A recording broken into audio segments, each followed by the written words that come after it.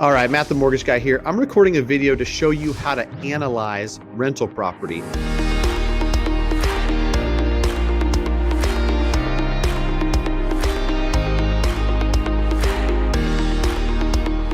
And more importantly, I'm shooting this video to let folks know who are out there looking at coming across deals, letting them know exactly what I'm looking for. So if you find this, call me, text me, email me. I'd love to take a look. So without further ado, I'm just going to go through a couple of deals I've done, my criteria and what I'm looking for. And by doing that, I think I will give folks a good idea of what type of stuff you should be looking at, thinking about, criteria you should be setting when you're out there looking for investment property. So a couple things to get out of the way first.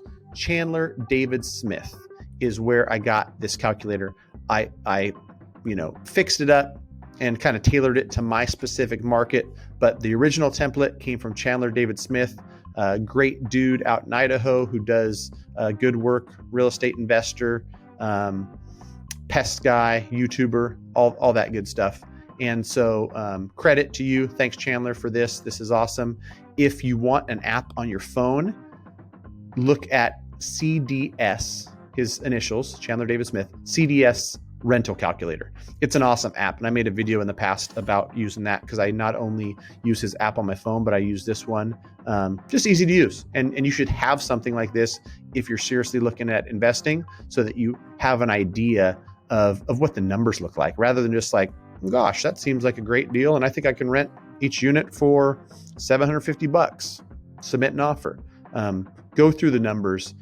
Anybody who I know who's leaps and bounds ahead of me in real estate investing has some form of analysis and criteria they go through before buying stuff. So without further ado, what I am looking for, and I'll try to keep this relatively short. So when I send this to somebody, they don't have to listen through 10 minutes of me rambling.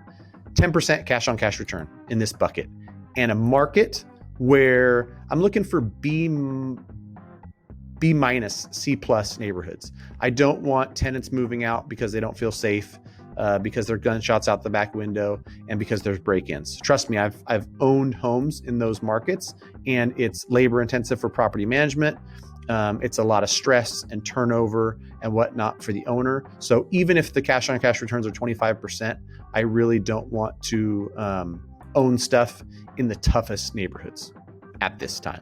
Okay, so if it's a decent neighborhood, I'm definitely not looking at A plus, fancy neighborhoods, or even B neighborhoods for that matter. B minus, C plus is what I'm looking for because they generally have a lot better returns than say an A neighborhood. The best schools, cleanest streets, all that stuff aren't generally the best investments. So anyhow, 10% cash on cash. I plugged in a deal I bought in 2019, a fourplex for $290, put in about $20K in rehab, and total rents once we got it stabilized were $795 a unit, $3180.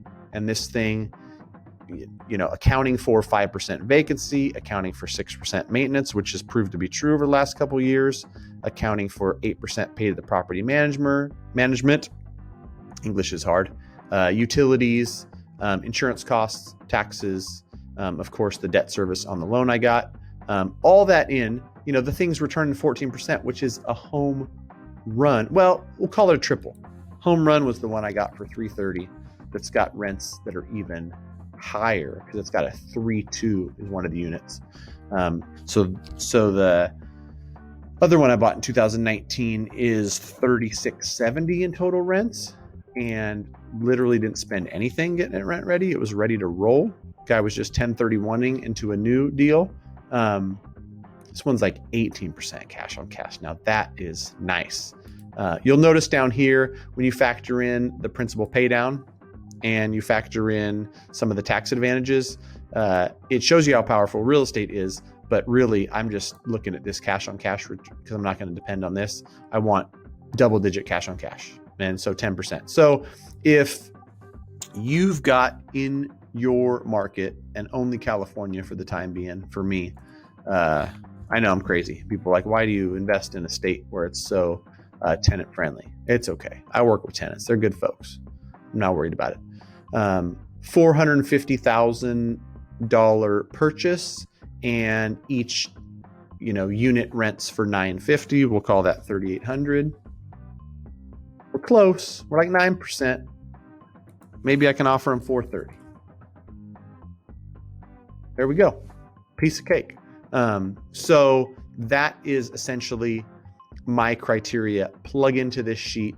Purchase price. If it's a fixer and it's a piece of junk, then we're going to have to account for some cost to make ready, right? If the rents, and you tell me, oh, market rents are $1,100 on each unit on this 4 units, so $4,400 a month in rent, but they're currently renting for $700 a piece.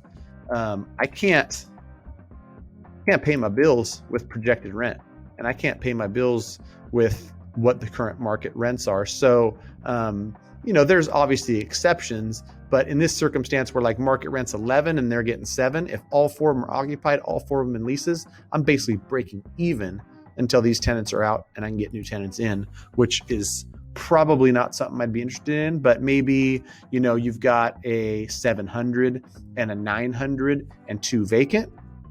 All right, now we're talking, because then we got 22 plus 16, we got 38, knowing that once I turn the 7 and the 9, we can get those up to 11. Then we'll be up to 44. Then we'll be cooking with hot grease. You know what I'm saying? A little 15%.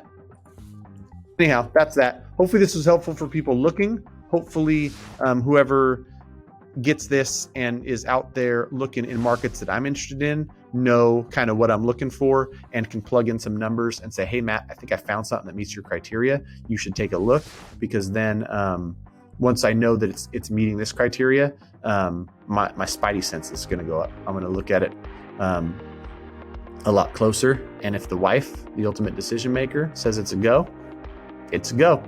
Thanks for watching.